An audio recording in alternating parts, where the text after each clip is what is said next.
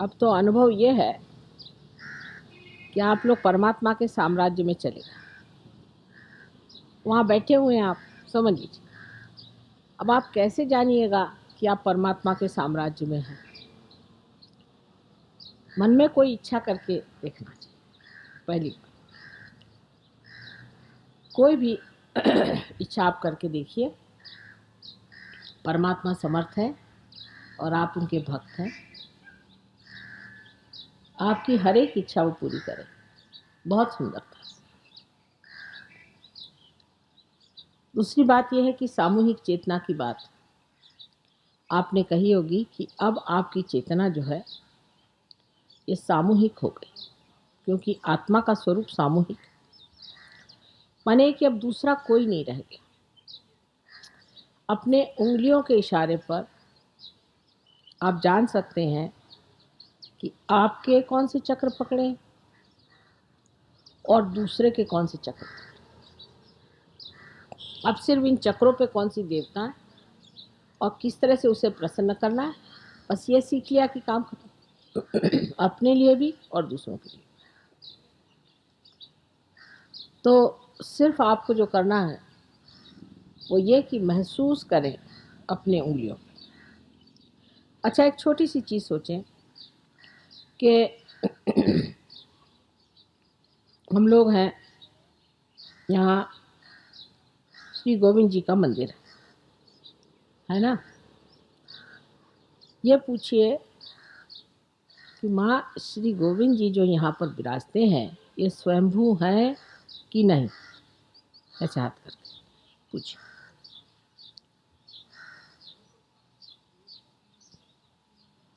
एकदम बढ़ जाएंगे वाइब्रेशन।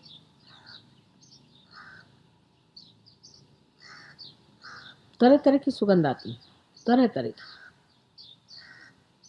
हाँ, बढ़ गए।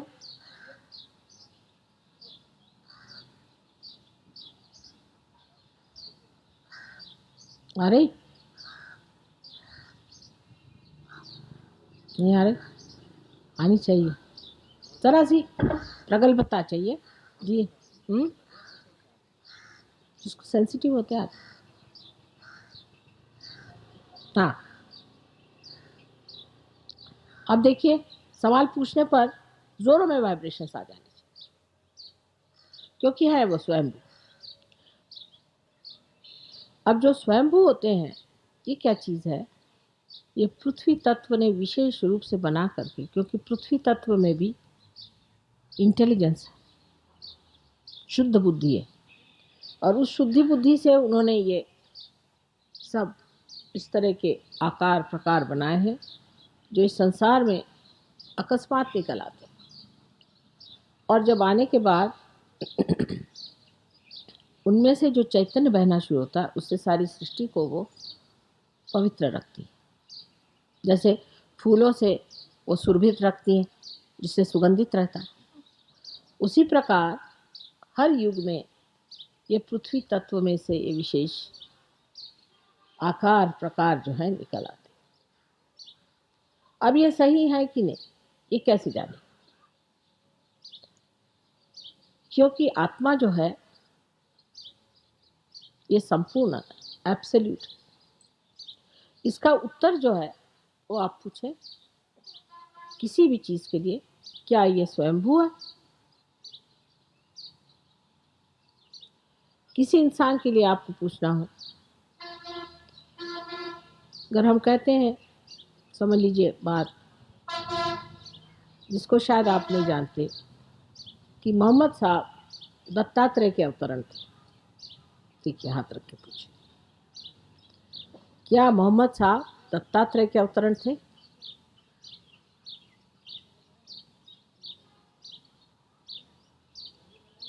चल पड़ा, बढ़ गया, तभी आप आज आए ना। तरह से प्रगल्भता चाहिए, सेंसिटिविटी, संवेदनशीलता जरा बढ़ने पर एकदम अब जो है वो सबके हो गया। देखिए अब बढ़ रहा है, क्योंकि ये महान सत्य है। और इसके सहारे, इस अनुभव के सहारे जो सत्य है उसको आप मानने चलेंगे और जो असत्य है वो गिरता जाए। और इस असत्य के ही हमने बेड़े बना रखे हैं, इसी के जेल बना रखे हैं, इसी के बंधनों में हम फंसे हुए। ये असत्य अपने आप रहने लग जाता है। जब आपका आत्मा जागृत हो जाता है तो आपके सामने सत्य प्रकट होता है, आप सत्य को जान सकते हैं कि सत्य क्या सत्य। अब आप देखिए कि किसी किसी गुरुओं के लिए हम कहेंगे ये ठीक नहीं, किसी के लिए कहेंगे ठीक है, पर ऐसे भी लोग जो अच्छे गुरुओं के पास गए उनकी कुंडलिनी रुक जाती। तो आप कहिएगा कि माँ रुक क्यों गई? उन्होंने रुका दी। समझ लीजिए शिरडी साईनाथ के आप शिष्य हैं, वो तो थे ही दत्तात्रेय, कोई बात नहीं, फिर उनके शिष्यों की क्यों कुंडलिनी रुक गई? वजह ये कि वही कहते हैं कि पूछो कि माँ क्या आप ही हो सत्य साईनाथ, साईनाथ बाबा, सत्य नहीं साईनाथ बाबा, शिरडी के जो सही वाले असली है वही आप हो? ये सवाल आप पूछो। आप शिरडी के साईनाथ हो?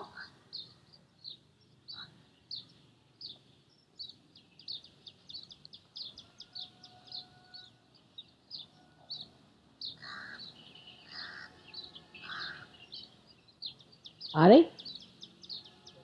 बढ़ जाती, बढ़ जाती, धीरे धीरे सेंसिटिविटी बढ़ती है। देखिए अभी तक तो हमारी सूक्ष्म नहीं रही, सूक्ष्मता बढ़ती जाती। जैसे जैसे सूक्ष्मता बढ़ती है एकदम आप जान जाइएगा कि यही सत्य है, इसके अलावा सब असत्य। फिर हमें कहने की ज़रूरत नहीं, फिर कोई इसमें वाद विवाद करने की बात नहीं, वो तो आप स्वयं ही साक्षात जान जाइए कौन सी बात है। अब हमारे एक शिष्य थे शुरू में, अंग्रेज लोग तो आप जानते हैं कि उनके खोपड़ी में घुसाना, जिनको गणपति का ग भी नहीं मालूम, बड़ी मुश्किल थी। बहरहाल किसी तरह से 7 आदमी जुट गए। उनमें से जो मुखिया थे वो कहने लगे माँ आप कहते हैं कि इसमें सामूहिक चेतना होती है, तो मेरे पिताजी को बहुत दिन से फ़ोन भी नहीं आए, चिट्ठी भी नहीं आई, पता नहीं क्या बात है। मैंने कहा अच्छा तुम ऐसे हाथ करके देखो और पूछो कि माँ पता नहीं मेरे पिता की क्या हालत है। तो जैसे उन्होंने कहा उनकी ये उंगली जलने लगी, खासकर यहाँ पर। ये अपने पिता के सब चक्र, ये पिता के, ये माता के चक्र, ये उंगली यहाँ पर जलने लगी। तो मैंने कहा कि अंग्रेजी में कहा कि your father must be down with very bad bronchitis. मैंने कहा अच्छा माँ को तो फ़ोन करके पूछो। माँ को फ़ोन किया, उनके माँ ने एग्जैक्टली यही सेंटेंस कहा कि your father is down with very bad bronchitis. वो है चक्कर में। मैंने कहा अच्छा अब तुम्हारे फादर को बंधन देना सिखाते हैं। फादर को उन्होंने ऐसे ऐसे करके जब बंधन दिए, आधे घंटे बाद फादर का फ़ोन आया कि मिराकुलसली आई एम क्योर। तो अब आपका जो चित्त है ये सारे विश्व के चित्त से एकाकार है, और इसकी जो टेली कम्युनिकेशन है वो इतनी एफिशिएंट है, इतनी एफिशिएंट कि इसका अभी एक फिलहाल का उदाहरण बताता हूँ। एक पति थे और एक पत्नी। पत्नी में बहुत भूत बाधा थी, तो मैंने कहा कि इस पत्नी को थोड़े दिन के लिए तुम ज़रा बाहर करा दो, कहीं आश्रम चली जाए, ठीक ठाक होकर चले आएगी। इन्होंने सुना नहीं और उस बच्चे को लेके वो गिर पड़ी। बच्चे की खोपड़ी इतनी ज़ोर से उसको चोट लगी कि उसका जो ब्रेन था वही करीबन निकला। फिर उन सीसा दिया, पर उसका जो सेरेब्रोस्पाइनल फ्लूइड था उसमें ब्लड चला। और 2 दिन मुझे भी ऐसा लगा कि पूरा सेरेब्रोस्पाइनल फ्लूइड ऊपर नीचे का पता नहीं किसका यह हाल हो रहा है, क्योंकि अब आपको तो अपने शरीर में जगह दे दी हमने, चाहे जैसे भी। 2 दिन बाद उनका फ़ोन आया कि माँ से खबर कर दो कि लड़का बड़ा बेहोश पड़ा है, उसकी हालत ऐसी। एकदम खत्म हो गई हमारी उसी क्षण वहाँ लड़का भी ठीक। आपने कुछ नहीं किया,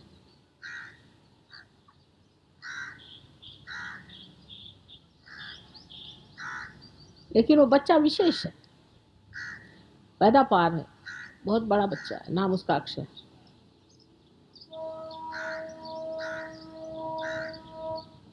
तो आपको तो हमने अपने अंग में, मैंने कहा ना, तादात्म्य में डाल दिया, और क्या चाहिए? आप तो तादात्म्य में। बस इसमें थोड़ी सी प्रगति करनी है, ध्यान धारणा से आपकी संवेदनशीलता बढ़ जाएगी। अनुभव एक से एक आपको इतने आश्चर्यजनक आएंगे, यानी जिसको कहते हैं मटीरियल लाइफ, जिसको कहते हैं बिल्कुल जड़ चीज़, उसमें तक। ये नहीं होगा कि हम उठा के आपको एक हीरा पन्ना देंगे, ऐसी बात नहीं। ये वॉरेन साहब ने जब इनको पार कराया, ये जब गए ऑस्ट्रेलिया तो इन्होंने कहा माँ का काम शुरू करें। काम शुरू किया और वहाँ पर पेट्रोल का स्ट्राइक हो। का माँ का काम करना चलो। 21 दिन तक बता रहे हैं हम, माँ दौड़ते रहे, हमने पेट्रोल देखा नहीं। 21 दिन बाद जब पेट्रोल का वो खत्म हुआ और ये ले गए पंप पर, तो वो आदमी कहता कि पूरा भरा पड़ा है, तुम बेवकूफ़ हो, इसमें कहाँ भरेंगे पेट्रोल। योगक्षेम वहां में हम जो जो श्री कृष्ण ने कहा है सब हम सिद्ध कर देंगे। श्री कृष्ण को ही सिद्ध करना आज का। हाँ, लेकिन पैसे से नहीं क्षेम होता बेटे। हाँ, लेकिन क्षेम होता है सर्व तरह से होता है। मनुष्य में शांति, समाधान और सामूहिक चेतना की जागृति, आत्मा का आनंद, सब चीज मिलनी चाहिए, तभी क्षेम, उसे क्षेम कहते हैं। नहीं तो पैसे से तो कुछ भी नहीं क्षेम होता।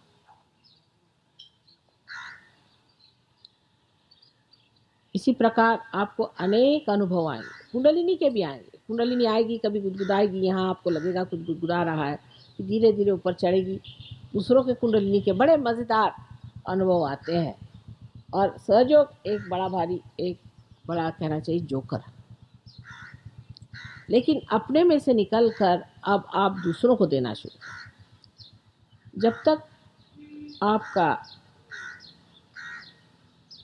दिया जला नहीं था तब तक सब मेहनत की, दिया जला दिया। अब दिए का काम है कि वो दूसरों को रोशनी, जैसे ही आप रोशनी देना शुरू हो जाएंगे वैसे ही आपकी प्रगति हो जाए। पर जो अपने ही दायरे में रहते हैं उससे देवी अप्रसन्न हो जाती। अब ऐसे भी लोग हैं जिनकी बड़ी मदद हुई, बहुत उनको हमने हर तरह से उनको मदद हुई, उनको ऊंचे पद मिल गए, पैसा मिल गया, सब कुछ हो गया, तो भी उनका रोना ही नहीं खत्म होता। फिर देवी नाराज हो जाती, जाओ जो करना है।